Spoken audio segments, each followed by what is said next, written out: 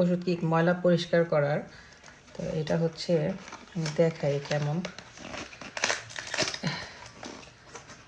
অনেক সময় কানের ভিতরে কেমন যেন আওয়াজ করে না, ফটফট ফটফট শব্দ করে, তো এগুলো চলে যায় এটা ইউজ করলে।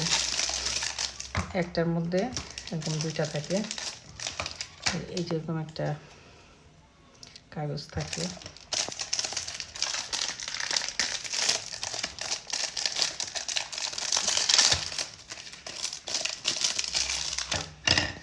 তো এটা ব্যবহার করতে হয় হচ্ছে এই যে এভাবে।